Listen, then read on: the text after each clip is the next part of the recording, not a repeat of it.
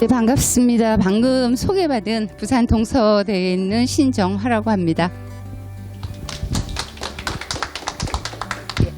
조금 전에 우리 선생님께서 말씀하셨듯이 사실 한국에서 한일 우호 협력에 기여한 인물을 전공으로 하는 학자는 없습니다. 예, 없고. 근데 저도 오늘 이제 여러분들에게 말씀드릴 세 번째 인물인 와카미야 요시부미라고 예, 아사히 신문의 예, 기자. 아시는 분은 다 아시리라 생각하는데 그분이 한일 협력에 어떻게 기여를 했는지 그 논문은 썼습니다.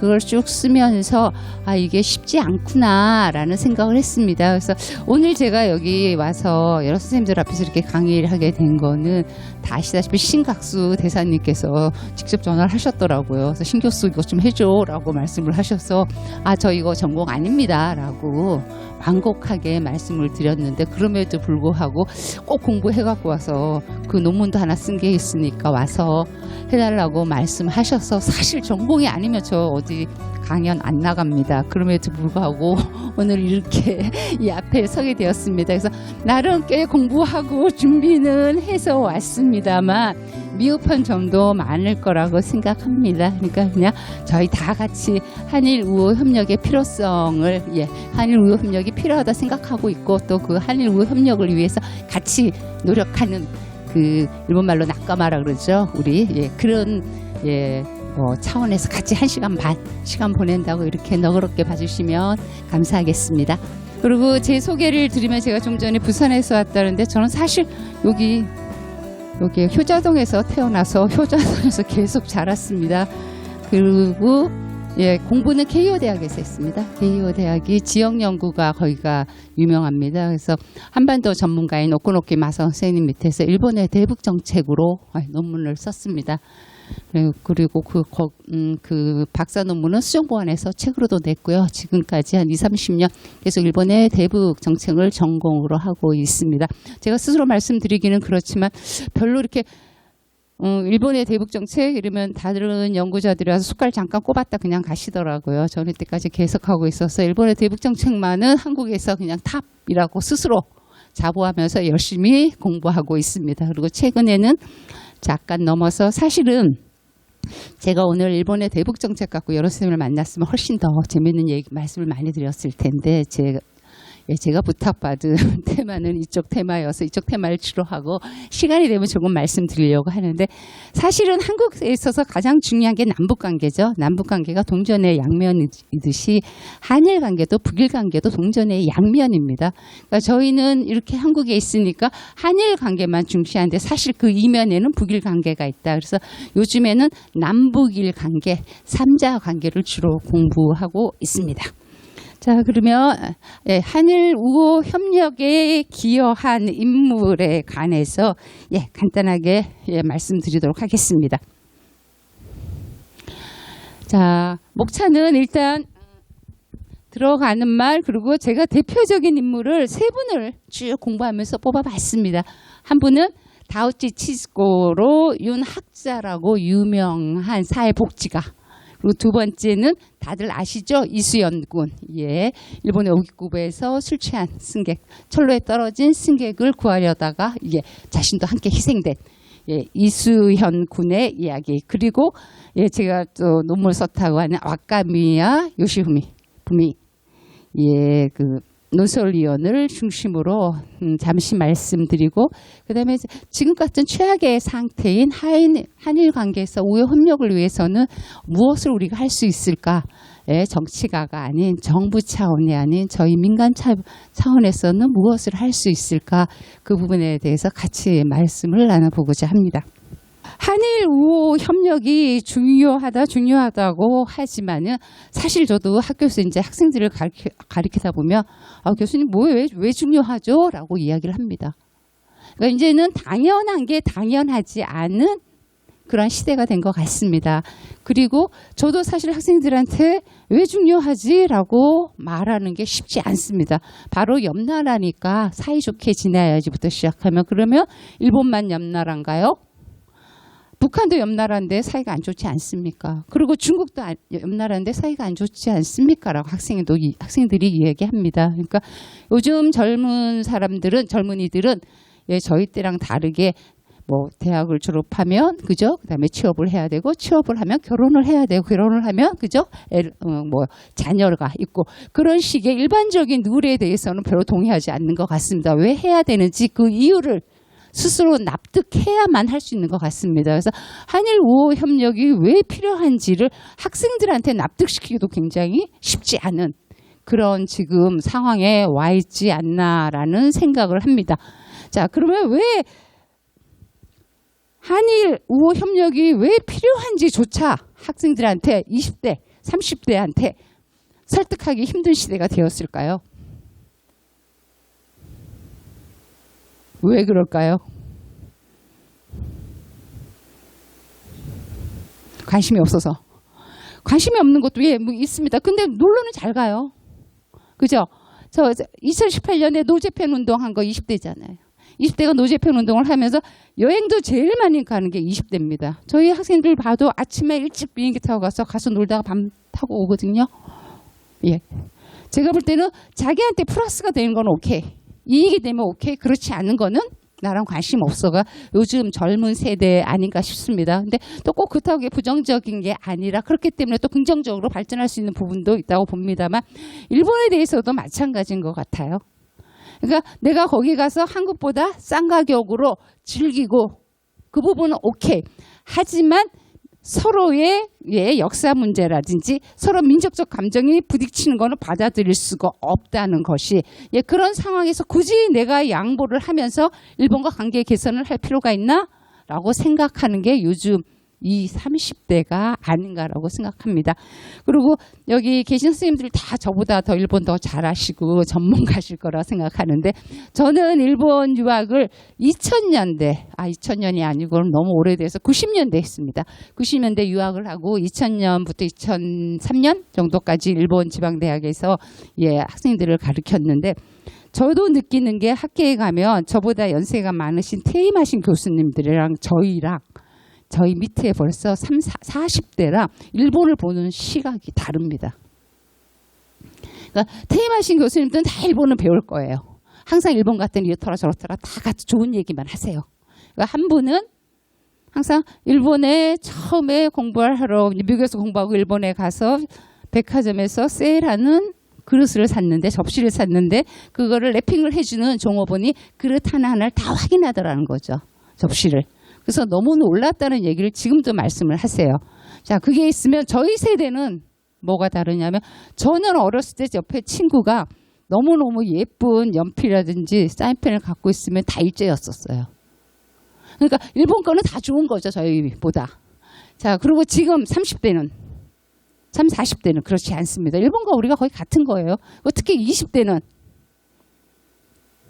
우리가 더 앞서가는 거예요. 우리가 더 앞서가는데 그래서 지금 20대, 30대 같은 경우는 태어났더니 우리가 이만큼 잘 살고 있는 시대로 태어난 거죠. 그리고 일본 갔더니 어떤 학생 하나는 일본에 유학을 가서 돌아왔습니다. 몇 개월 만에. 왜? 교수님 거기 너무 답답해서 못 살겠어요. 거기 시간이 정지하고 있어요라고 합니다. 그리고 2년 만에 코로나 풀려갖고 후배가 이제 연구 조사차 일본을 갔다 와서 제가 일본 이야기 좀 해달라고 요즘 어떻게 되고 있니? 라고 물었더니 선배 일본 갔더니 박물관 같아요 라고 이야기를 하더라고요. 왜? 그랬더니 자 뭐 역 같은 거는 조금 정리를 하고 그죠? 고쳐 리뉴얼을 했는데 전체적으로 분위기가 가라앉아 있다는 거죠. 저희는 지금 발전하고 있는 과정, 그 일본을 벌써 발전이 멈춘 상태이기 때문에 다른 거죠. 그래서 그 박물관 같다는 표현이 정말 굉장히 적합하다라는 생각을 했습니다. 그런 상황에서 우리 20대가 지금 일본 가면 답답한 거죠. 정해진 루틴대로 돌아가는 게 답답해서 다시 오고 있다. 그런데 그런 일본이랑 굳이 우리가 역사 문제에 부딪히면서 우리가 양보하면서까지 일본과 화해 협력을 할 필요가 있을까라고 생각하는 게 지금의 20, 30대인 것 같습니다. 자, 그래서 지금 제가 저와 같이 지금 1시간 동안 같이 하실 여러 선생님들께서 20, 30대는 한 30대 되시는 것 같은데요. 보다 연장자가 좀 많으시기 때문에 주로 20, 30대는 이렇게 생각한다는 걸 전제로 두면서 저희는 한일 우호 협력에 기여한 인물들을 같이 공부하고 그다음에 그렇다면 지금 20, 30대들을 어떻게 한일 우호 협력으로 이끌 것인가라는 부분도 저희가 기성세대로서 같이 한번 생각해 볼 필요가 있지 않나라고 생각을 합니다. 쭉 제가 이제 오늘 이 강의를 준비하면서 오늘 제시해 드리는 세 분 이외에도 쭉 자료를 많이 찾아봤습니다. 그래서 자료를 쭉 찾아보면서 정리한 것이 한일 우호 협력의 최대 장애 요인은 역사 문제로 상징되는 민족주의라는 거. 결국 이러한 식민지 지배가 없었고 지배 피지배가 없었다면 지금보다 그리고 지배 피지배에 대해서 역사 문제가 확실하게 종결되었다면 지금 같은 대립은 없었을 것이다. 그런데 이거는 뭐 지금 정부가 많이 해결하려고 노력을 하지만 저는 이거는 쉽지 않다고 생각을 하고 있습니다. 자, 그러면은 한일 우호 협력에 기여한 인물들이 있는데 이 사람들의 특징은 무엇인가라고 봤을 때 한일 우호 협력에 기여한 인물 중에 한국인이 많겠어요? 일본인이 많겠어요? 쭉 자료를 찾아보면 한국인이겠어요? 일본인이겠어요? 일본인이 많습니다. 왜 일본인이 많을까요? 왜 일본인이 많을까요?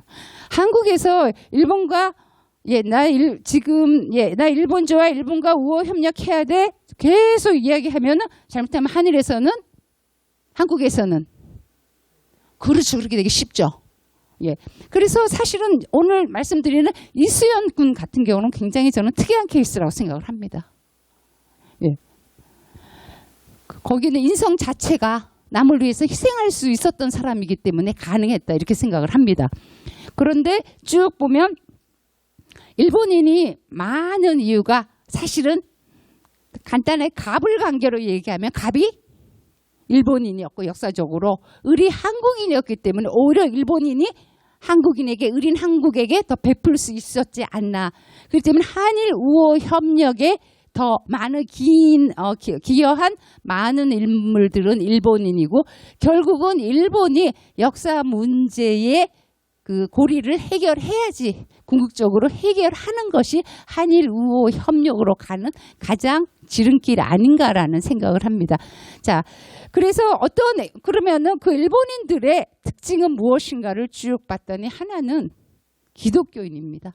기독교의 사랑, 박애 정신의 근거에서 한국을 사랑하고 한국인을 위해서 평생을 바친 사람들이 많습니다. 근데 여기서 또 중요한 거는 기독교인이 한국과 일본에서 갖는 비율이 다르죠. 저희는 가다 보면 다 교회잖아요. 하나 건너 교회고, 그죠? 그래서 기독교, 개신교가 전 인구의 30%다, 40%다 하고 말을 할 정도로 굉장히 많습니다. 근데 일본에 있어서 기독교와 공산당은 굉장히 박해받는 소수죠. 그 이유는 바로 천황제를 부정하기 때문이죠. 크리스찬들은 유일신으로 하나님을 믿기 때문에 천황이 신이라는 걸 부정합니다. 그리고 또 하나는 공산당은 사회주의이기 때문에 그죠? 종교는 인민의 아편이기 때문에 또 이 또한 천황을 인정하지 않습니다. 그래서 일본에서는 기독교인과 공산당 원이 굉장히 정말 소수다. 제가 일본의 대학에 있을 때 거기에 한 직원이 크리스찬이었어요. 근데 제가 거기 부임했을 때 저한테 막 와서 같이 밥을 먹는데 자기는 신선생이 너무 부럽다는 거예요. 그래서 왜요? 그랬더니 한국에서는 교회 마음대로 다니지 않냐고.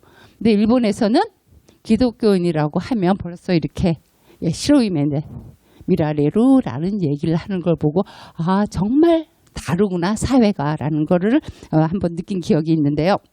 자, 기독교인이 갖는 기독교의 사랑 박애 등의 기초에서 한일 우호 협력에 기여한 분들이 있다. 근데 일본 사회에서 기독교인이 얼마 안 돼 소수이듯이 이들도 결국 더 소수일 수밖에 없다는 겁니다.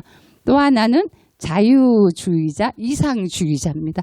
현실에 있어서 이익보다 자 함께 행복하게 살아야 되고 함께 공동체를 구성해야 된다고 생각하는 자유주의자, 이상주의자들이 있고요.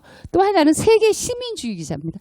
즉 민족에 기초한 국가보다는 세계 인류 공영을 중시하는 이 세계 시민주의자들이 주로 한일 우호 협력에 기여한 일본 측 인물들의 특징이다. 근데 우리도 살다 보면 현실주의자가 더 많잖아요. 그리고 나이가 들면 점점 현실화되어 가고, 그리고 국제 정치에 있어서는 국가 간 관계는 개인들 관계보다 훨씬 더 현실주의에 의해서 움직인다. 이렇게 봤을 때 한일 우호 협력을 위해서 기여한 인물들이 그리 많지 않다는 것을 알 수 있습니다. 자, 제일 먼저 말씀드릴 분은 사진 갖고 왔습니다. 다우치 치즈코 윤학자입니다. 그래서 여기 사회복지 하시는 분들은 다 아시더라고요. 다우치 치즈코라고 하면은 일본 분이시죠. 근데 제가 이코라고 윤학자라고 했습니다. 남편분의 성을 따서 윤, 그리고 치즈코에서 천자 학 자 따서 학자고, 이분은 윤치호라는 남편과 결혼한 이유는 평생 한복을 입으셨다고 합니다. 그런데 재미있는 거는 돌아가실 때 마지막에 평생 한국에서 목포에서 고아원 공생원이라는 고아원을 운영하고 사셨는데 돌아가실 때 아들한테 나는 우메보시가 다베타이라고 말씀하셨다고 합니다. 그래서 아들이 너무 놀란 게 어떻게 어머니는 평생을 한복을 입고, 그죠?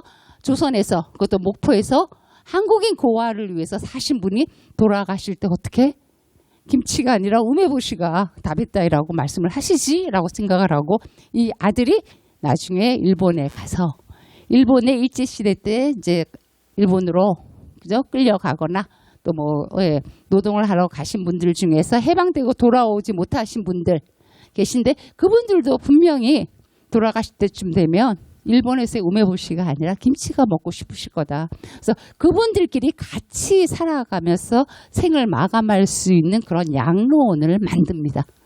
그래서 이분은 당신 혼자뿐만이 아니라 그 자식까지 다 복지 활동을 하고 있습니다. 그래서 간단하게 소개하도록 하죠. 봤더니 별칭이 목포의 어머니, 한국 고아의 어머니입니다. 태어나기는 일본 제국시대에 고치현에서 1912년에 태어나셔서 58세에 대한민국 전라남도 목포시에서 돌아가셨습니다. 자, 근데 58세면 굉장히 빨리 돌아가셨잖아요. 그래서 제가 쭉 찾아봤어요. 병명이 뭐지? 라고 찾아봤더니 너무 고생을 많이 하셔가지고 빨리 노쇠에서 돌아가셨더라고요. 그리고 한국에서 처음으로 목포 시민장으로 장례식이 치러졌고, 당시 목포 시민이 17만 명이었는데 3만 명이 장례식에 참석했다고 합니다. 그래서 저도 쭉 준비를 하면서 정말 저렇게 사시는 분도 있구나라고 제 삶을 한 번 더 반추해 보았습니다. 그래서 좀 더 자세하게 보면 국적은 일본이고 종교가 이분은 기독교입니다. 그리고 7살 때 아버지가 목포 지역의 일본 쪽 하급 관료로 부임을 받아서 같이 한국으로 왔다고 합니다. 그래서 지금 목포 유달 초등학교를 나왔고 저 목포 고등여학교를 나와서 처음에는 그 목포에 있는 정명여학교의 음악교사로 부임하다가 윤치호 남편을 만났습니다. 그래서 남편이 복지활동을 하고 있는데 같이 복지활동을 했다. 그래서 엄청 친정에서 반대를 했겠죠. 자, 그럼에도 불구하고 결혼을 하고 남편과 같이 공생원 활동을 하고, 그리고 남편이 6.25 때 행방불명된 이후에도 한국의 목포에 그대로 남아서 고아 공생원을 관리하고 운영했습니다. 그래서 95년에 한일 합작 영화 사랑의 묵시록이 만들어졌습니다.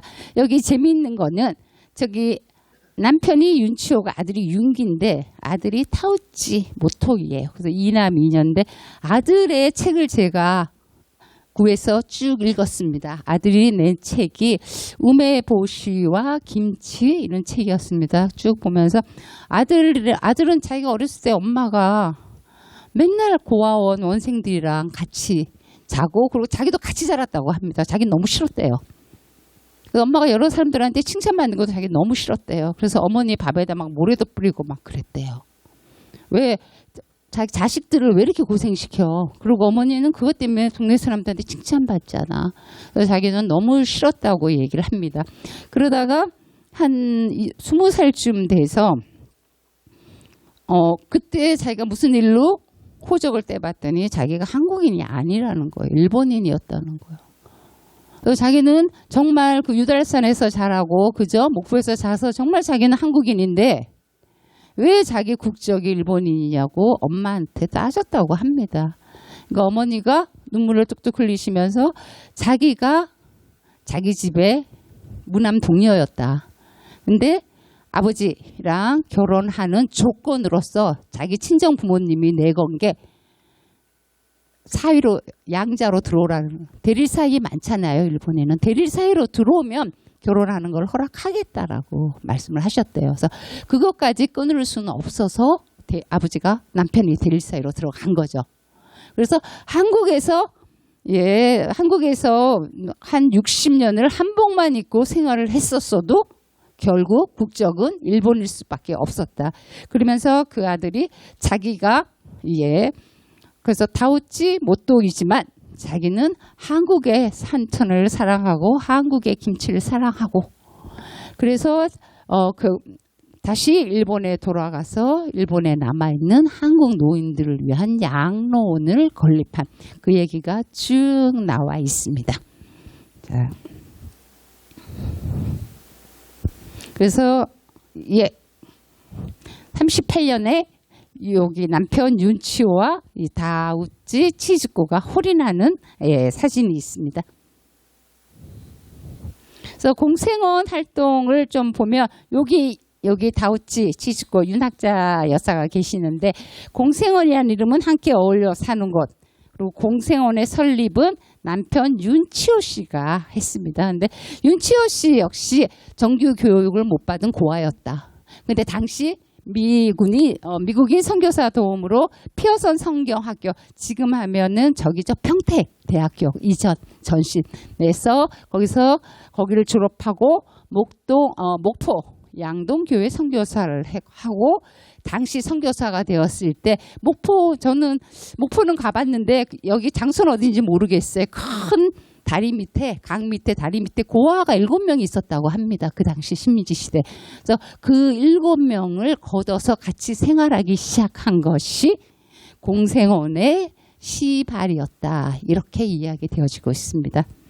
그리고 그러면 다우치 치즈코는 왜 고아들과 함께 했나라고 보면 본인의 말에 따르면 일본의 한반도에 대한 일본인의 조선인에 대한 만행을 속죄하고 고아들에게 웃음을 찾아주고 싶었다는 겁니다. 그래서 결혼 후인 일제식민지기 해방 전후 한국 전쟁기 동안 일본인에 대한 한국인의 편견 속에서 남편과 함께 고아들을 돌봤다. 그리고 6.25 때 남편이 행방불명된 이후로는 공생원 운영을 전담을 했다 그럽니다. 이렇게 저희가 글자로 이렇게 말하기는 쉽지만 사실은 해방 끝난 다음에 일본인이 한반도에 사는 건 쉽지 않았죠. 그래서 여러 가지 탄압을 받을 때는 또 공생원 원아들이 인간 띠를 만들어서 보호를 했다고 합니다. 그리고 또 6.25 때는 남편에게는 이제 북한군이 인민군이 내려오면 고아들 먹여 살리고 싶어? 그러면 부역해. 라고 해서 부역을 하고 나면 인민군이 물러나면 다시 국군이 너 부역했지 라는 것 때문에 엄청 많은 체포도 당하고 이랬을 때 목포 시민들이 다 막아줬다고 합니다. 그래서 오랫동안 고아를 돌볼 수 있었는데 6.25 때 남편이 이 공생원 원아들 먹일 양식이 없어서 그걸 가지러 목포 시청에 갔다가 그때부터 행방불명이 되었다고 합니다. 그래서 그럼에도 불구하고 목포를 떠나지 않고 그 원아들과 같이 지냈다는 것. 그래서 사실 보면 저희가 뉴스에서 보면 고아원 운영하고 이럴 때 많이 문제점도 나오잖아요.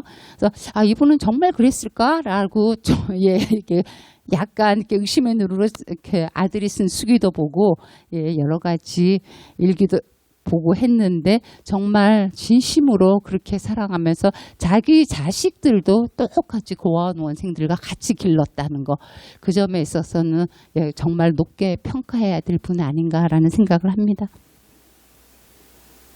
그래서 63년 8월 15일에 국가재건 최고회의 문화훈장을 받았고 이때 박정희 대통령 되기 전이죠. 쿠데타 다음에.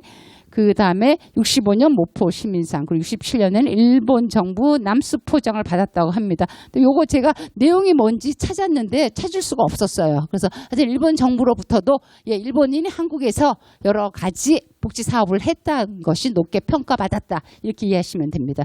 그리고 68년 사망, 최초의 목포 시민장으로 3만여 명이 참석했다고 합니다. 그리고 이 부분은 그 큰아들인 윤기가 윤학자 공생재단을 설립한 다음에 간단하게 쓴 거를 제가 갖고 와봤습니다. 행방불명된 남편을 기다리며 숱한 어려움 속에서도 홀로 3천여 명의 고아들을 길러내면서 공생원을 지켜낸 윤학자 여사. 국경을 초월한 숭고하고 헌신적인 윤학자 여사에게 한국 정부는 문화훈장을, 일본 정부는 남수포장을 수여하였으며 국민이 주는 희망의 상 어머니의 탑을 세워 한국 고아의 어머니로 존경과 추앙을 받았습니다. 그리스도의 사랑으로 사랑에는 두려움이 없다는 성경 말씀을 그대로 실천한 윤치호 전도사 아버지죠. 그리고 윤학자 여사 어머니 두 분의 삶은 비록 짧았지만 진솔하고 치열한 감동 그 자체였습니다. 윤학자 공생재단은 두 분의 고귀한 희생과 사랑의 정신을 바탕으로 인류 보편의 가치를 현실로 만드는 일에 앞장서고자 합니다. 이것이 우리 재단에게 주어진 사회적 책임과 사명임을 믿어 의심치 않으며 국제사회의 협력을 통하여 모두가 행복하게 공생하는 사회를 펼쳐나가겠습니다. 여기서 바로 나오는 게 그리스도의 사랑이죠. 그리고 또 하나는 국제사회의 협력을 통하여 모두가 행복하게 하는 공생사회를 펼쳐나가겠습니다. 제가 앞에서 말씀드렸듯이 한일 우호 협력에 기여한 인물들에게서 나타나는 공통점입니다. 사랑이 있는 한 인간의 내일은 걱정이 없다는 공생의 신념이 시대와 공간, 문화와 민족을 초월하여 펼칠 수 있도록 여러분의 많은 성원과 격려를 부탁드립니다. 라고 장남이 윤씨가 이렇게 윤학자 공생재단의 홈페이지에다 제일 앞에 쓰고 있습니다. 그래서 관심 있으신 분은 이 홈페이지에 한번 들어가 보시면 이 공생재단에서 구체적으로 어떤 일을 하고 있는지가 자세히 알 수 있습니다. 자, 그래서 간단하게 동영상 시청 굉장히 동영상이 여러 개 있는데 그중에서 가장 이해하기 쉬운 것만 잠깐 보고. 日本列島の4つの島の中で一番小さい島、四国。四国地方の南部に自然が美しい静かな小都市、高知がある。静かな村だが、ここ高知の人々は豪快でおおらか、そして芯が強い。高知県に来ると静かに響いてくる名前がある。田内千鶴子。いや、思ってもできないことをやってるからすごい人だと思ってますよ。女性として母としてでもう惜しみなく愛情を注がれたっていう尊敬します。もう自分の身を顧みず孤児を守り続けたということに本当にもう尊敬しております。そこの村のお母さんと言われてずっと慕われてきたと、日本人としては大変誇りに思いますよ。モッポの母と呼ばれた田内千鶴子。故郷を去り韓国の孤児たちのために自分の一生を捧げた田内千鶴子。彼女の人生は人々の口から口へと語り継がれている。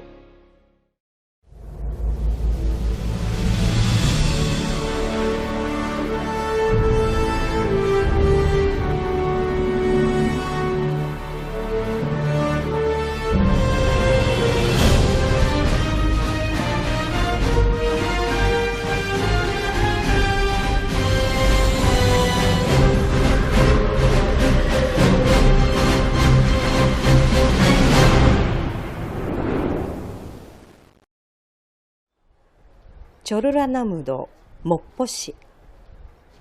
いつも港は行き来する人々の期待と夢を乗せて運ぶ。限りなく広がる海を見つめ、私の夢を願う場所。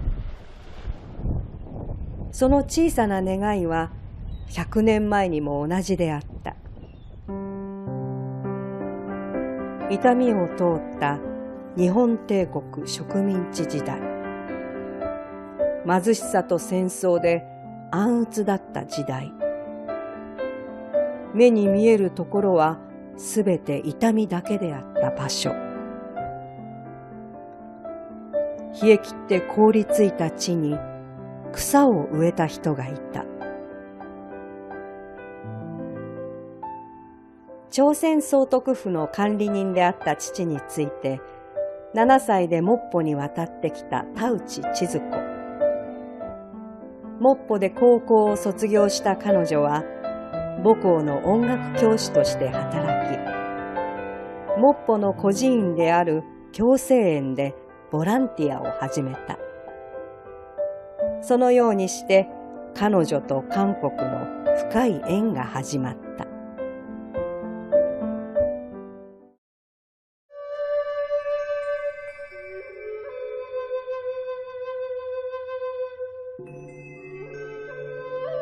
戦争で全てが不安定だった時代。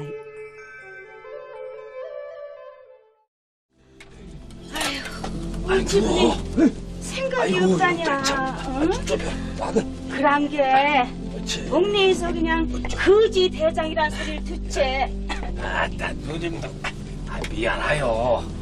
시방 이 아거들은 길 잃은 양떼나 마찬가지인데 그래도 나가 힘닿은 데까지 도와줘야지라. 우리 삼촌이 18살 때 고아들을 데려오면 말하자면 목포에 있는 거지를 데려오면 저희 어머니가 걔네들을 모욕시키고 옷 갈아입히고 밥 해주고 이러면서 이제 그 많았던 재산을 그 고아들한테 삼촌이 다 팔아서 옛날에는 이렇게 시설에 도움이 없었잖아요. 그러니까 개인 적으로 하게 된 거예요. 日本帝国の圧力政治により、道は孤児と孤児たちであふれていた。その時、ユン・チホ伝道師は、橋の下で出会った7人の孤児たちを連れてきて、共に生活を始めた。ひどい貧困のせいで、学校の敷居も踏めなかった彼。しかし彼はアメリカ人宣教師を通して福音に触れ、宣教師の助けで学校を卒業した後、モッポへやってきた。モッポで伝道活動をしている時に、道をうろつき回っている孤児たちに出会い、ユン・チホ伝道師は共生園を建てることとなった。 19살에 공생원을 시작하신 거고 자기도 돌보기 어려운 나이가 아니었나 하는 생각이 드는데요. 자신의 체구나 체격은 굉장히 작은데 이렇게 큰 꿈을 가진 청년이었던 것 같아요. 그리고 공생원 일을 하시면서도 항상 당당하셨다. 친구분이 목포에 단 한 대 있는 사진관을 운영하고 있어서 그 친구가 무슨 일만 있으면 이 유달산 넘어가지고 옛날에는 이렇게 펑 터트리는 이렇게 기계가 큰 카메라인데 그걸 가지고 오라 그래가지고 애들 밥 먹는 사진 찍고 집 짓는 사진 찍고 해서 그리고 사진을 보기만 해도 그냥 찍는 게 아니라 한 3열로 나란히 세우고 밑에는 또 千 손을 鶴子は 좀 モッポの孤児たちの本物の母となるために着物を脱ぎチマチョゴリを着た。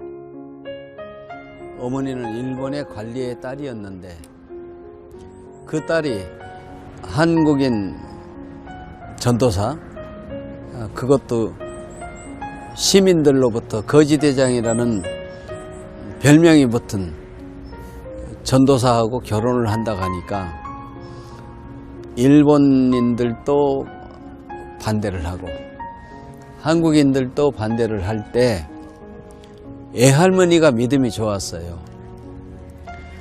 결혼이란 것은 나라와 나라가 하는 것이 아니다. 인간과 인간이 하는 것이다. 하느님 나라에서는 한국 사람이나 일본 사람 구분이 없다. 모두 형제 자매다. 애할머니의 그 한 말씀이 어머니를 하여금 결혼할 수 있는 그 용기를 준 거라고 생각을 하고요. たちが家族との別れの悲しみやひもじさで辛い時、オルガンを弾いて一緒に歌い、心の傷を癒した。子供たちの傷ついた心は少しずつ回復していき、血のつながりがなくても神様の愛により家族になれることを学んだ。 다음에는 이수연. 예, 두 번째는 이수연 군을 이제 말씀드리고자 합니다. 사실 저는 이수연 군 준비를 하면서 되게 많이 울었어요. 그리고 왜 울었냐면 지금요, 이수연 군이 74년에 태어났으니까 지금 살아있으면 몇 살이죠? 한 40 좀 안 됐죠? 예, 그죠? 예, 42인가? 어떻게 되죠? 그죠? 그래서 이렇게 많이 울면서 저도 아들이 하나 있는데 이수연 군보다는 훨씬 젊죠. 그러면서 저 어머니에게 장식을 보면 저 어머니 마음은 어땠을까라는 생각을 하면서 굉장히 많이 울었습니다. 그리고 어떻게 이수연 군은 저럴 수가 있지라는 생각을 했습니다. 같은 인간으로서 이렇게 하고 또 하나는 그리고 저는 이수연 군 어머니가 이수연 군도 정말 대단하지만 이수연 군 어머니가 너무 대단하더라고요. 그걸 보면서 그래서 이수연 군 좀 이따 소개시켜 드리겠지만 부산 출신입니다. 그래서 부산에 있는 부산 주일 영사관에서 그 총영사분과 영사들이 1년에 한 번씩 꼭 그 어머니랑 같이 그 기념비가 있는 데 가서 기념 행사를 하면서 그 영사분이 말씀하시길래 하기를 20년 이상 저 추모회가 계속될 수 있는 거는 이수연 군 어머니가 계셔서이다. 이수연 군 어머니는 정말 훌륭하다. 그런 어머니는 없다라고 말씀을 하시더라고요. 그래서 그런가라고 보면서 그래서 동영상 같은 거 쭉 찾아보면서 저런 아들이 있는 거는 저런 어머니가 계시기 때문에 저런 아들이 있을 수 있구나라는 생각을 했습니다. 윤학자 씨도 보면 그 어머니가 대단하시잖아요. 그죠? 하나님 나라에서는 조선인과 일본인이 없다라고 말씀을 하시기 때문에 저런 딸이 있을 수 있듯이 이수연 군도 저런 어머니가 계시니까 저런 아들이 있을 수 있구나라는 생각을 하면서 나름 저도 되게 많이 반성을 했습니다. 자, 그래서 이수연 군도 보면 이수연 군 홈페이지에 나와 있는 이야기입니다. 74년 7월 14일 울산에서 태어나 부산에서 어린 시절을 보냈고 부산 낭민초등학교, 동래중학교, 내성고등학교를 거쳐서 93년 고려대학교 무역학과에서 공부를 하다가 일본으로 연수를 간 것 같습니다. 털이 많다고 날 털프가이라고 부르는 친구들, 영감이라고 부르는 친구들, 나는 친구들이 좋다. 그들은 나의 가족과 함께 나의 최고 보물이다. 난 땀이 많이 나는 운동이 좋다. 쭉 하는 걸 보면은, 이수영 군 보면은 당시에 그 세대보다는 좀 더 인간적인 면이 많은 청년 아니었나라고 생각이 듭니다. 그래서 이수영 군은 윤학재 여사는 별칭이 고아의 어머니, 한국 고아의 어머니인데 여기는 쭉 찾아봤더니 별칭이 의인입니다. 의인.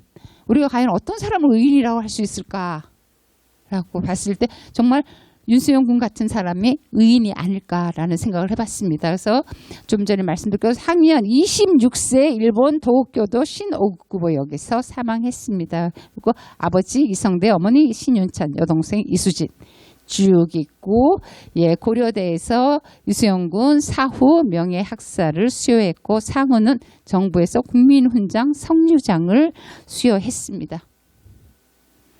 그래서 일본에 있는 신오기쿠보에 가면 한국인 유학생 이수연 씨, 카메라만 세키네 시토 씨는 2001년 1월 26일 오후 7시 15분경 신오쿠보역에서 선로에 떨어진 사람을 발견하고 자신들의 위협을 무릅쓴 채 용감히 선로에 들어 인명을 구하려다 고귀한 목숨을 바쳤습니다. 두 분의 숭고한 정신과 용감한 행동을 영원히 기리고자 여기에 이 글을 남깁니다. 동일보 여객 철도 주식회사. 한 명이 떨어진 거죠. 이쪽에 철로가 이렇게 있으면 이쪽에서 술 먹은 분이 떨어진 거예요. 이수영 군은 그때 아르바이트하고 돌아오는 길이었다 그러더라고요. 그래서 이쪽에서 이수영 군이 구하고 내리고 또 이쪽에서 또 일본인 카메라만이 내려 떨어졌는데 결국은 오는 이렇게 전차가 너무 빨리기 때문에 셋 다 같이 아무도 못 구하고 거기서 셋 다 즉사했다고 합니다. 그래서 그러면은 왜 죽기는 3명이 죽었는데 두 분의 숭고한 정신이죠. 그죠? 한 명 때문에 다른 두 분이 다 죽었기 때문에. 그리고 요거는 이수영 기념비는 고려대에 만들어진 추모비입니다. 그래서 추모 사이트에 들어가면 이수영 군이 저는 최대한 인생을 즐기며 살고 싶습니다. 살아가면서 안 될 때도 있고 힘든 날도 있겠지만 그까짓 것 때문에 피해가고 뒤로 물러서고 싶지는 않습니다. 언제든지 받을 준비가 되어 있고 헤쳐나갈 용기가 있습니다. 이렇게 이수영 군에 대한 추모 사이트도 만들어져 있습니다. 그래서 이수영 군도 위에는 당신을 기억합니다. 아름다운 청년 20주기가 있고 그 다음에 어머니가 이제 이수영 군이 죽은 다음에 어떻게 이수영 군을 기리는 장학회도 만들고 한일 우호 협력을 위해서 힘쓰시고 있는지 그 동영상이 있습니다. 그래서 아까 시간상 윤학자 여사 거는 다 못 봤지만 이 동영상 2개는 꼭 같이 제가 보고 싶습니다. 지금부터 보도록 하겠습니다. 여기 아들의 영정을 들고 오열하는 어머니가 있습니다. 이곳은 2001년 일본 도쿄의 신오쿠보역입니다.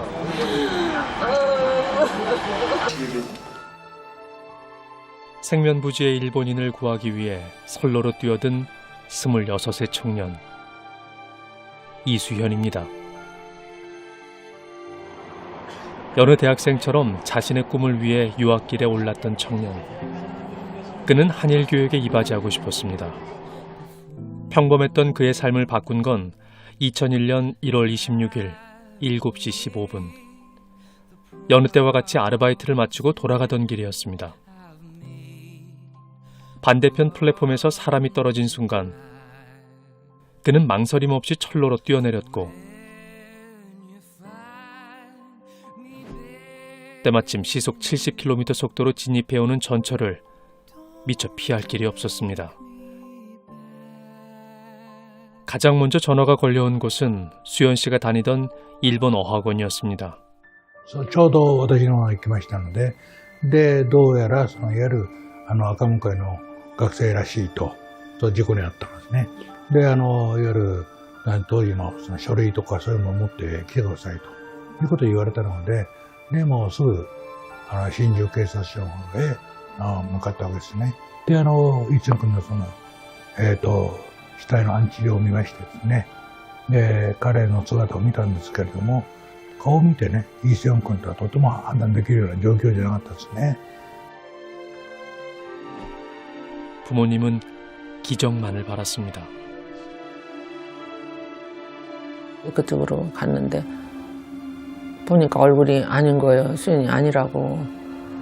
그랬더만 이제 이사장님이 얼굴을 많이 다쳤대요. 그래서 지금 그거를 그냥 보여드릴 수 없어서 복원을 한 거라고. 맞습니다. 이라는 거라. 근데 그때부터는 뭐 제정신 아니었었죠.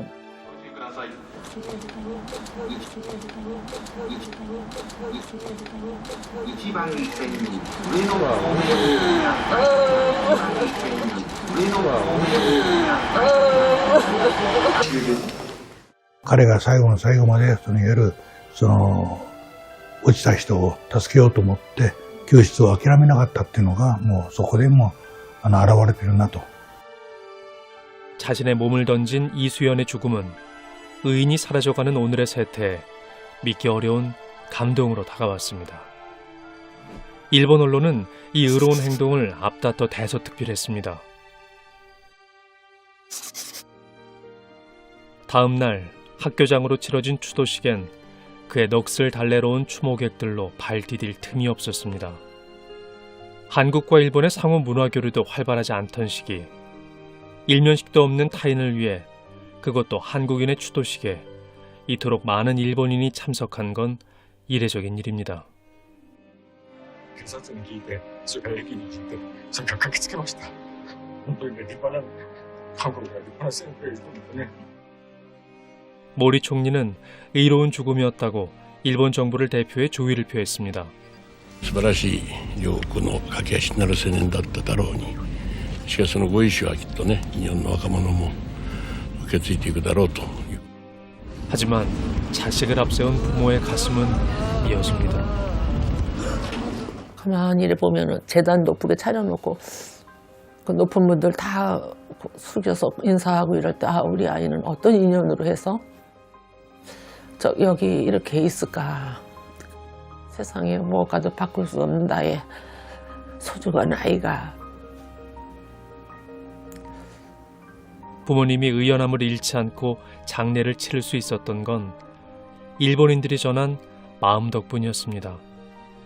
그리고 그 감동은 수연 씨 부모님만의 것이 아니었습니다. 非常にいわゆる自分だったらどうしようかってことを皆さんに自問自答したんですよ。でもそれは自分ではできないだろうっていう。それを彼が成し遂げたっていうことで、非常にね、いわゆる残念なことには命を落としましたけれども、非常にそういう勇気ある、行動っていうか、これに対してなんだろう、犠牲精神かな、崇高な精神かな、これにみんな感動されたんだろうと私は思いますね。 그리고 20년의 세월. 강산도 변하는 시간이라지만 자식을 가슴에 묻을 수 있는 시간이란 없습니다. 수연 씨가 영면에 든 부산 시립공원 묘소. 무성한 풀 하나 없을 만큼 곳곳에 손길이 가득합니다. 일본 분들이 편지도 갖다 놓고 가고 향도 놓고 가고 이래 하니까 한 번씩 와서 이제 그거 비에 젖거나 이러면 안 되니까. 2해 전 아버지 이성대 씨도 그토록 그리워하던 아들의 곁으로 떠났습니다. 그 빈자리를 지키는 동생 수진 씨는 수연 씨의 자취를 느낄 수 있는 유일한 창구를 20년째 열어두고 있습니다. 그 글을 읽으면 참 이게 오빠로 인해서 소통하고 있다는 그런 느낌이 들고 또 오빠가 곁에 있다는 그런 느낌이 들거든요. 그리고 오래오래 기억이 오빠가 됐으면 좋겠고 또 많은 사람들이 들어와서 위로를 받고 힘을 냈으면 좋겠다 그런 생각도 들어서 그간 손수 보내온 수천 통의 편지와 많은 이들의 정성입니다. 편지는 지금도 이어지고 있습니다. 매년 1월이면 신오쿠보역에서는 이렇게 추모 행사가 열립니다.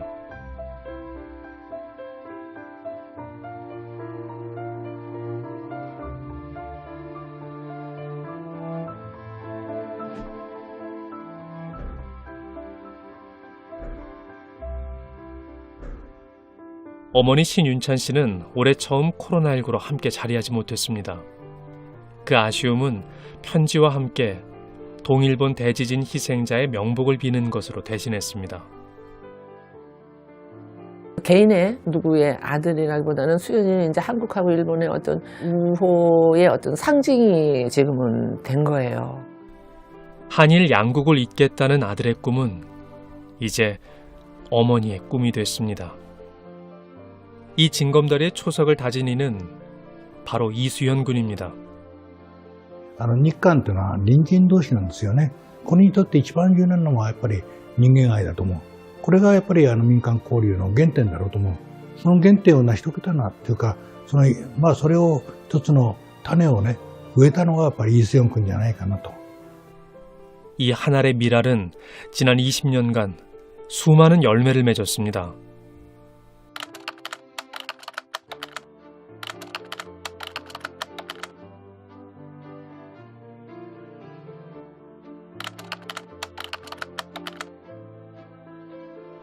사고가 난 그 해부터 일본 전국 각지에선 그의 죽음이 헛되이 쓰이지 않도록 3,000엔, 10,000엔씩 정성을 보내왔습니다. 아들의 못다한 꿈을 대신해 일본 유학생들의 꿈을 응원하는 데 기부금을 사용해달라는 아버지의 뜻에 따라 장학회도 만들어졌습니다. 한국에서 역시 수연 씨의 고향 부산을 중심으로 그 뜻을 이어가고 있습니다. 그를 기억하는 사람들의 발길이 닿을 수 있도록 부산 곳곳에 그의 흔적이 남아있죠. 도쿄와 함께 매년 잊지 않고 추도식도 거행됩니다. 또 추모음악회, 독후감 공모전 등 이수연을 기억하기 위한 교류도 계속되고 있습니다. 그리고 의인 이수연이 아닌 친구로서 청춘을 함께했던 정성훈 씨. 그는 소중한 기록 하나를 공개했습니다.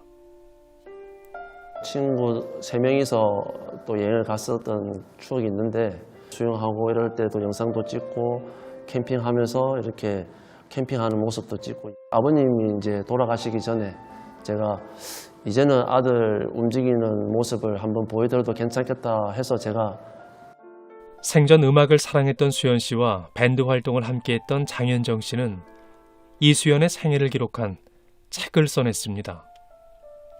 1월이 되게 한겨울이잖아요. 되게 추울 때 한 줄기 이렇게 내리는 햇살처럼 좀 이렇게 다들 팍팍한 세상에 사납고 차갑고 이런 세상에서 수연이가 한 줄기 좀 햇살처럼 우리한테 평소에 잊고 지내던 거를 좀 다시 떠올리게 해주지 않나?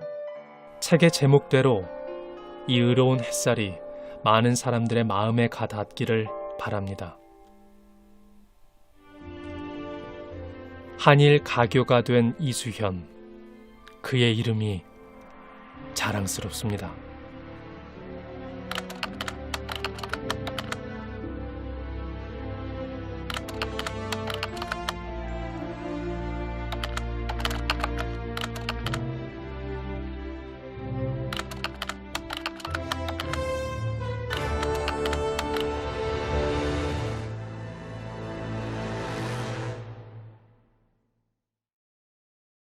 볼 때마다 정말 가슴이 뭉클해집니다. 그래서 제가 따로 말씀을 안 드려도 될 것 같습니다.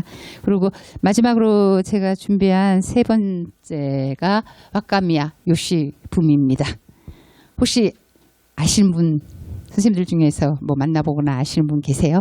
저는 이분과 여러 번 세미나도 같이 하고, 그리고 사실 일본에서 아사히신문을 이제 퇴사한 다음에 한국에 와서 서강대 와서 다시 한국어를 공부하면서 서강대 학생들도 가르치고 저희 학교에도 오셔가지고 학생들을 가르치고 해서 여러 번 같이 했습니다. 그래서 그때 느꼈던 게 이분은 참 일본의 자유주의적 진보주의적 지식인이구나라는 생각을 굉장히 많이 했습니다.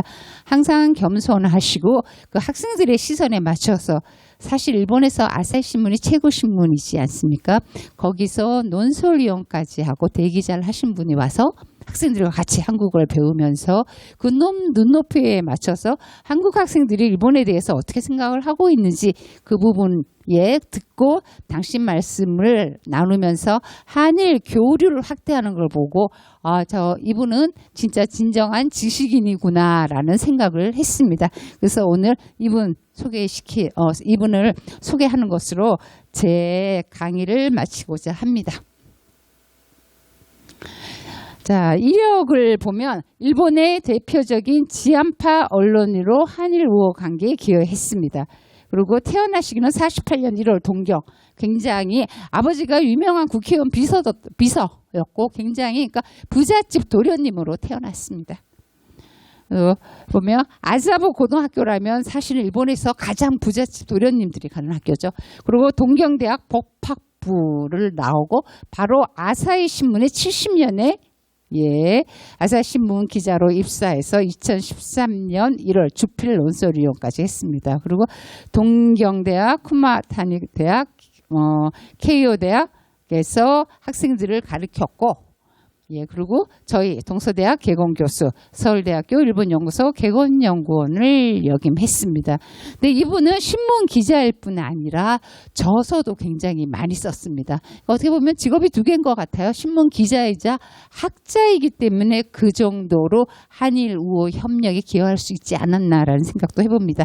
그래서 보면 전후 70년 보수의 아시아관, 그래서 이게 2014년 아사히 신문 출판사에서 나오고 2015년에 이시바시 탄산상을 수상했습니다. 이시바시 탄산상이라는 건 일본에서 진보적 책에서 가장 훌륭한 책에 수여하는 상이어서 정말 저도 저 상 되게 받고 싶었는데 못 받았습니다. 근데 저는 연구자인데도 못 받았는데 이분은 신문 기자를 하면서 받았다는 게 굉장히 훌륭하고, 이 책은 전후 70년 보수의 아시아가는 일본의 보수주의자들이 아시아를 어떻게 보는지 그 부분에 대해서 쭉 연원을 밝힌 거고, 저도 제 박사 논문 쓸 때 굉장히 많은 도움을 받은 책입니다. 그리고 화해와 내셔널리즘 심판, 전후 보수의 아시아관 쭉 보면 일본의 경우를 이 책에서 가장 잘 표현하고 있습니다. 일본의 보수주의자들은 오른쪽에는 키미가요, 그죠? 전통적 일본 보수, 일본 천황제를 주장하면서 왼손에서는 헌법, 평화헌법을 들고 있는 굉장히 이율배반적인 존재다. 그렇기 때문에 일본은 아시아 국가에 대해서 전전의 아시아 국가를 침략하고 식민지한 거에 대해서 제대로 반성을 하지 못한다라고 주장을 했습니다. 그리고 2015년에는 이란의 미래를 쭈꾸로 만드는 이란의 미래를 만든다. 그래서 한국 대표적인 지식인들과 대화를 나눴습니다. 그리고 돌아가신 다음에 한국 정부는 수교 훈장, 흥인장을 와카미야 씨에게 수여했습니다. 그래서 이건 보면 사후 부인이 대신 수교 훈장, 흥인장을 수여받는 사진입니다. 자, 와카미야는 왜 한반도 문제를 평생 자기의 업으로 삼았을까요? 그래서 그거를 보면 와카미야 씨가 쓴 책에 한반도 문제는 자신의 운명이라는 구절이 나옵니다. 본인이 70년에 아사히 신문에 입사한 이후 79년에는 우연히 취재를 위해서 박정희 시대에 한국을 방문했었다. 그때 정말 아직 한국은 일본과 너무 다르구나. 아직 민주주의 되지 않았구나라는 걸 느꼈다고 합니다. 그리고 그 다음에는 김일성 시대에 북한을 방문합니다. 그리고 같은 나라가 이렇게 두 개로 나누어져서 대립하고 있는데 그 원인에 일본의 책임이 있다고 스스로 느꼈다. 그때부터 자기는 한반도와 자신은 운명이었다라고 표현하고 있습니다. 그래서 와카미야는 한반도 문제를 자신의 운명이라고 생각하고 2016년 사망 때까지 약 40년간 한국과 일본 관계의 증진을 위해서 활동했습니다. 그러면 이와 같은 40년 동안 한국과 일본 관계 증진을 위해 활동한 와카미야를 동료들은 어떻게 평가했을까 보면 자, 한일 양국의 동료들은 우정에 찬 지한파 인사, 우정에 찬 지한파 인사라고 합니다. 자, 우정을 나누기 위해서는 우리 둘이서 평생 우정을 나누기 위해서는 공통점도 있지만 서로 다른 것도 인정해야 된다. 그런 의미에서 우정에 찬 지한파였다 이렇게 평가하고 있고요. 근데 또 산케이 신문의 쿠로타 가치호라는 기자가 있습니다. 여기는 산케이 신문 아시다시피 일본의 보수 이익을 대표하죠. 그래서 이분도 한국에 와서 한 30년도 기자를 하면서 일본의 입장에서 한국을 계속 비판하는 분인데 이분도 와카미야 씨는 일본의 반성과 자기 비판, 본인에 대한 비판을 전제로 한중일 3개국의 우호 협력이라는 여기 이상을 추구한 사람이다. 이상주의자다. 이렇게 평가를 하고 있습니다. 주요 활동은 이분은 신문 기자였기 때문에 아사히 신문의 기사와 논설 등을 통하여 한일 간 역사 화해가 필요하다는 것을 계속 지속적으로 주장을 했습니다. 그래서 한일 간 역사 화해를 위해서는 일본 정부와 국민들이 한반도 식민지 지배에 대해서 반성을 하고 한반도에 한국인에게 사죄를 해야 된다고 계속해서 기사로 본인의 의견을 제시했습니다. 그리고 한국 정부와 일본 정부에 대해서는 한일이 우호 촉진을 하기 위해서는 주요 대립 현안을 내 것만 맞다고 주장하지 말고 관리하자. 결국은 해결을 추구하기 때문에 계속해서 대립이 반복된다. 따라서 일단 관리를 하자라는 것으로 주장했습니다. 우리 입장으로 보면은 만족하지 못하는 주장일 수도 있습니다. 그리고 2000년대에 들어와서는 고이즈미 정권과 아베 정권이 추진하는 보수 우경화를 보수 우경화를 일본의 민주주의에 저해한다. 일본의 민주주의 후퇴를 가져온다고 비판하고 뿐만이 아니라 아베 내각이 추진하는 보수 우익화는 동아시아의 평화와 안정을 저해할 것이라고 강력하게 비판을 합니다. 그래서 와카미야 씨가 중국에서 하는 한중일 세미나에 가서 갑자기 돌아가셨는데 그 소식을 듣고 아베상이 잘 죽었다라고 이야기했다고 합니다. 그렇게 나를 못 살게 하더니 잘 죽었네라고 얘기했다는 게 일본 신문 기사에 나오고 있습니다. 그 정도로 일본 보수 우익과 각을 세운 언론이었다는 것을 알 수 있죠. 그리고 한일 중에서 가장 대표적인 거는 2002년에 저희가 한일 월드컵 공동 개최했을 때 한일 관계가 가장 좋았다 그러죠. 그럴 때 한일 월드컵 공동 개최를 제안한 일본의 발기인 중에 주요 인물이었다는 것입니다. 자, 그러면은 와카미야 씨를 평가해 보면 일본의 진보주의자. 자, 제가 여기서 진보주의자, 자유주의자인데 일본의 진보주의자라는 앞에 전제를 달았습니다. 그 이유는 와카미야 씨를 보면 일본의 보수 세력과의 공통점도 있고 일본의 보수 세력과의 차이점도 있습니다. 이 말은 다른 얘기를 하면 한국의 진보주의자와도 일정 정도 차이를 갖는다는 말씀입니다. 그래서 일본의 보수 세력과의 공통점은 와카미야 씨는 1910년에 한일 병합조약이 합법적으로 체결되었다고 판단하고 있습니다. 우리의 진보주의자들은 그거는 불법이더라고 하고 있죠. 그건 차이를 갖는다. 자, 두 번째, 65년 한일 기본조약을 통해 식민지 지배에 대한 법적 청산이 한일 정부 간에는 이루어졌다라고 생각을 하고 있습니다. 자, 이것이 와카미야 씨의 일본 보수 세력과 같은 생각이고, 그런데 차이가 있습니다. 뭐냐면 한일 합병조약이 병합조약이 합법적으로 체결되었고, 그리고 65년 한일 기본조약을 통해서 법적으로 해결되었다고 하더라도 뭐예요? 일본인들은 도덕적 차원에서 계속 일본 정부와 일본인들은 한국에 대해서 사과를 해야 된다는 것이 일본의 보수주의자들과의 차이입니다. 따라서 이와 같이 도덕적 차원에서 일본은 한반도에 나쁜 일을 했다.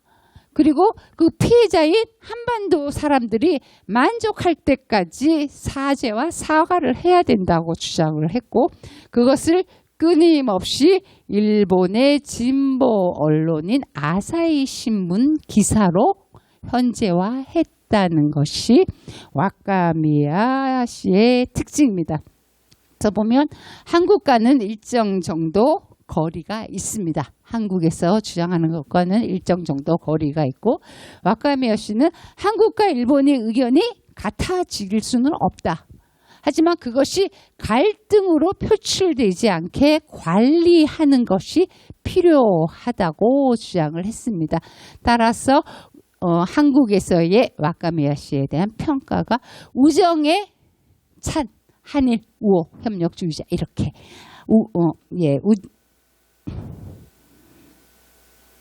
그래서 조금 전에 말씀드렸듯이 한일 양국의 동료들은 와카미야 씨를 우정에 찬 지일파 인사, 이렇게 평가하고 있다고 생각이 듭니다. 그래서 좀 보면 여기서 동영상 간단하게 보면 제가 아까 말씀드린 전후 70년 보수의 아시아간을 출간한 다음에 자, 일본 언론재단에서 간단히 인터뷰하는 게 한 1시간 10분쯤 돼서 다는 못 보여드리고 와카미야 씨가 어떤 분인지 간단하게 소개시켜드리겠습니다.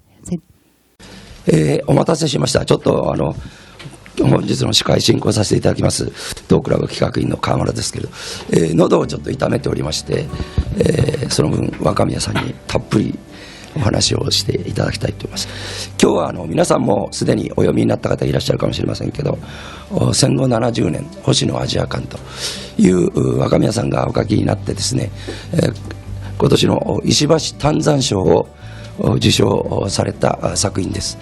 で、この本をじっくり読みますと、戦後70年で今の日本がどういう形でこの70年を迎えてきたのか、とりわけ現在の政治と戦後、いわゆる吉田茂、石橋丹山、岸信介さんというこの3人の예, 제가 조금 전에 설명드렸듯이 아시아, 일본은 그 책에 대해서 쭉 어떤 내용이 있는지 일본인 기자 클럽에서 대담을 하는 내용입니다. 그래서 여기 한일 우호 협력 처음에 시작하면서 여러 스님들한테 말씀드렸듯이 역시 한일 우호 협력의 제일 큰 장애 요인은 역사 문제이다. 그래서 이 문제를 푸는 것은 결코 쉽지 않다. 자, 그리고 한일 우호 협력에 기여한 인물들의 특징을 보면 기독교인이 많았다. 사랑, 박애. 그리고 이수연 씨의 어머니는 불교 신자죠. 그죠? 다들 사랑, 박애에 기초하고 있었다. 그리고 자유주의자, 이상주의자였고 세계 시민주의자였다. 이와 같은 특징을 가지고 있습니다. 그래서 여기까지가 제가 준비한 오늘 강의 내용이고, 오늘 제가 재전공을 했으면 좀 더 재밌게 잘할 수 있었을 텐데, 제가 의뢰받은 테마가 달랐습니다. 테마가 다른 전공, 다른 거여서 나름대로 열심히 준비는 했습니다만 여러 모자라는 점도 많았을 거라 생각합니다. 하여튼 1시간 반 이렇게 같이 강의할 수 있어서 굉장히 즐거웠습니다. 그리고 더운 날씨 조심해서 가시고 다음에 또 기회 있으면 뵙겠습니다. 감사합니다.